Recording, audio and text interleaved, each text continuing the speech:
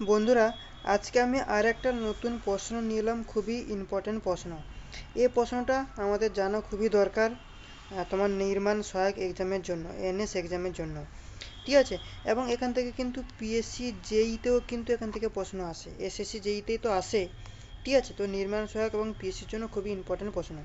কি বলছে দেখো, বলছে the rate of accumulation of sludge per person per year. প্রত্যেকজন মানুষের প্রত্যেক বছরে যে রেট অফ একুমুলেশন কত হয় ইজ ইউজুয়ালি টেকেন, আমরা কত নিই সেটার একটা ম্যাথ ক্যালকুলেশন করে আমাকে বের করতে হবে, দিয়ে বলতে হবে। অপশান এতে বলেছে 10 লিটার, বিতে বলেছে 20 লিটার, সিতে বলেছে 30 লিটার, ডিতে বলেছে 50 লিটার। কত হবে একজন মানুষের এক বছরে তোমার রেট অফ একুমুলেশন কত হবে সেটা আমাকে বের করতে হবে। তাহলে দেখো, এখানটায় আমাদেরকে জানতে হবে যে স্লাজ একুমুলেশন যে হয়, মানে তোমার প্রত্যেকজন মানুষের প্রত্যেক দিন কত কেজি করা হয়। তাহলে স্লাজ একুমুলেশন হয় আমরা জানি কত না 0.0 কেজি হয়, 0.0 কেজি পার পারসন পার ডে। এটা তো আমরা জানি। এবং এটাও আমরা জানি ডেনসিটি অফ স্লাজ কত। স্লাজের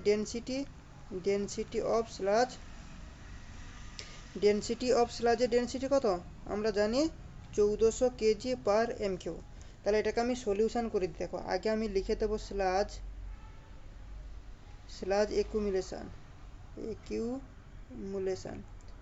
একুমুলেশন কত বললাম, 0.08 কেজি পার পারসন পার ডে। মানে একজন মানুষ একদিনে তোমার 0.08 কেজি তোমার স্লাজ একুমুলেশনটা হয়। আর কি বললাম, আমরা জানি যে ডেনসিটি অফ স্লাজের ডেনসিটি কত না আমরা জানি 1400 কেজি পার এমকিউ। ঠিক আছে? তাহলে দেখো, একজন আমাদেরকে কত দিনে বের করতে হবে, এখানটা দেখো প্রশ্নতে বলে দিয়েছে তোমার পার ইয়ার, মানে এক বছরের আমাকে বের করতে হবে। তাহলে এক বছর মানে কত 365 দিন। তাহলে 365 দিনে একজন মানুষের কত কেজি স্লাজ বেরোবে, তাহলে সেটা আমাকে আগে বের করে নিতে হবে। তাহলে তার জন্য আমরা কি করব এখানটায়, দেখো সেটার জন্য আমরা কি করব না, এই যে 0.8 সেটাকে নেব, 0.08 সেটা তো নেব, মানে এটা হচ্ছে একদিনে। তার সঙ্গে তোমার এক বছর মানে কত 365 দিন, এটাকে আমরা গুণ করে দেব। গুণ করলে যেটা আসবে সেটা কিসে আসবে, সেটা আসবে আমাদের তোমার এত কেজি পার পারসন পার ইয়ার, মানে ইয়ারে চলে আসবে। তাহলে এইটাকে যদি আমরা গুণ করি তাহলে আসবে কত 29.2 কেজি পার পারসন পার ইয়ার। এইটা আমরা পেয়ে যাচ্ছি। তাহলে এটা তো প্রত্যেক বছরে একজন মানুষের 29.2 কেজি আমরা পাচ্ছি।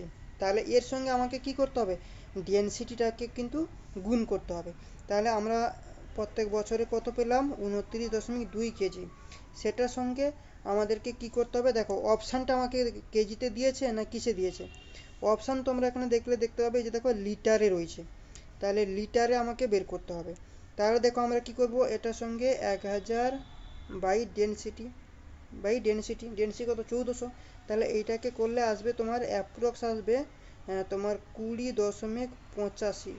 এর ইউনিটটা কি হয়ে যাবে না, এটা আসবে তোমার লিটার পার পারসন পার ইয়ার।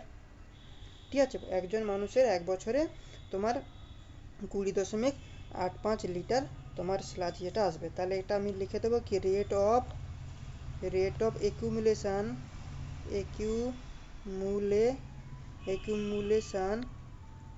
কত 20.85 মানে 85। তাহলে 20.85 কি litre per person per year of sludge.